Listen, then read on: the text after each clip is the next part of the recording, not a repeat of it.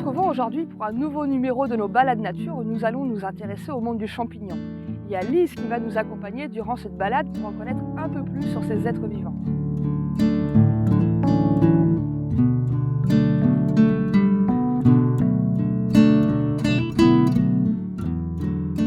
Ah tiens, regarde! Ah super, beau champignon. En fait, je me suis toujours demandé, c'est des végétaux les champignons? Alors non, les champignons, ils font partie d'un règne à part. Ce sont ni des végétaux, ni des animaux. Alors on sait que les animaux, ils vont se déplacer pour trouver leur nourriture. Les végétaux, eux, sont capables de fabriquer leur nourriture, ils vont se fabriquer de la sève, alors que les champignons, ils vont vivre sans leur nourriture. Mais durant notre balade, on verra d'autres exemples et on détaillera ça un peu plus loin.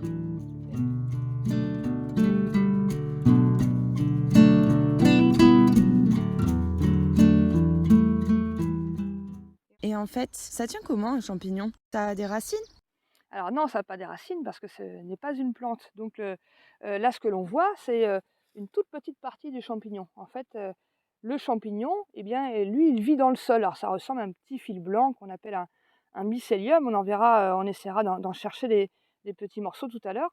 Et donc là, ce n'est que la partie extérieure, comme le fruit, comme le fruit dans un arbre, puisque cette partie, eh bien, on va retrouver les petites graines dessus, hein, qu'on appelle des spores. Donc il va héberger les petites graines du champignon. Et du coup, les champignons, est-ce qu'ils vivent tous de la même façon?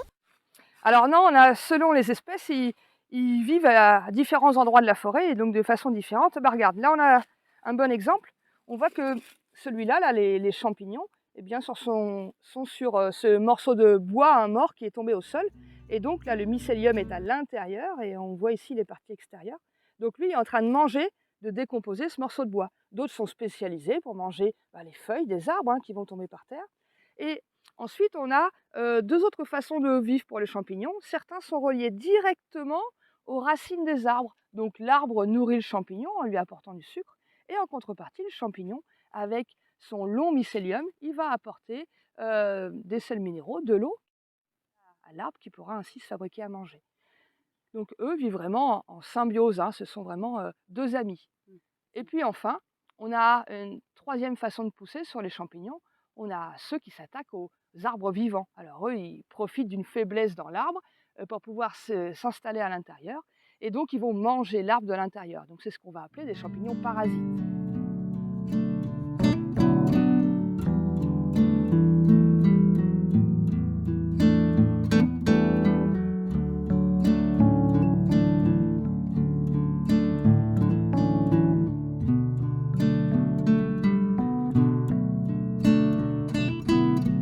Et du coup, comment ça se reproduit un champignon? Ça fait des sortes de graines?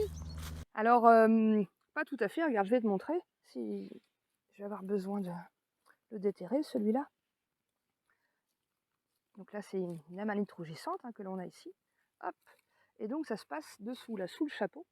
On voit ici qu'il y a des lamelles. Alors, il n'y a pas que des lamelles, hein, sous les chapeaux des champignons. On peut parfois trouver des tubes, hein, comme chez les bolets, chez les cèpes, parfois des petits aiguillons ou parfois des plis.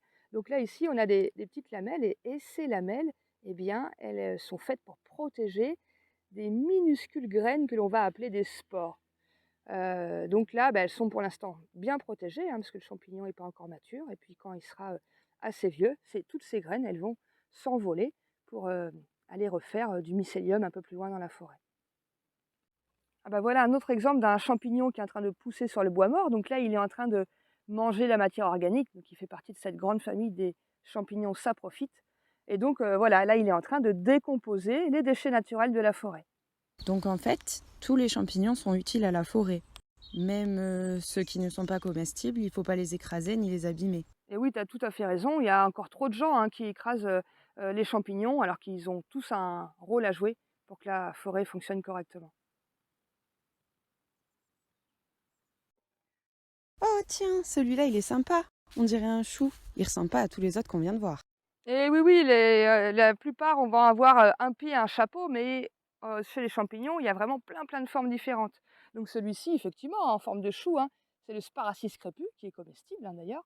Et puis après, Il en existe d'autres qui peuvent ressembler à du corail, à des tentacules de pieuvre. On a vraiment des formes très très diverses et différentes chez les champignons. Et les petites moisissures sont aussi des champignons, hein. Donc il y en a aussi des bleus, des verts, des rouges, toutes les variétés possibles. Ah, celui-là, je le reconnais, c'est un cèpe. Ça, c'est un bon comestible. Et au final, comment je peux savoir, moi, si un champignon, il est comestible ou pas? Alors non, il n'y a pas de truc, hein, pour savoir s'ils sont bons ou pas. Bon, celui-ci, c'est parce qu'on le connaît à peu près tous, hein, qu'on sait qu'il est très bon et bon à manger dans cette famille, la famille des bolets. Ils ont tous sous le chapeau des petits tubes qu'on a du mal à voir ici. Et dans cette famille, il y en a très très peu de dangereux. Il n'y en a qu'un dans notre région, c'est le bolet de Satan qu'on retrouve vers Brive. Après, on a d'autres familles, hein, chez les amanites, hein, les champignons qu'on a trouvés tout à l'heure, où là, eh bien, justement, c'est dans cette famille qu'on a les champignons les plus dangereux. Et donc la plupart sont toxiques et certains sont mortels, comme l'amanite phalloïde. Et après, que quelques-uns sont comestibles, mais très peu. Donc il n'y a pas de truc, il faut simplement savoir les connaître et les reconnaître, les champignons. Eh bien voilà, nous avons fini notre découverte du monde merveilleux des champignons. J'espère que vous aurez appris des choses et que Lise aussi d'ailleurs. Oui, maintenant je regarderai les champignons dans notre œil et ça m'a donné envie d'en savoir plus sur eux. Eh bien, à bientôt pour une prochaine balade.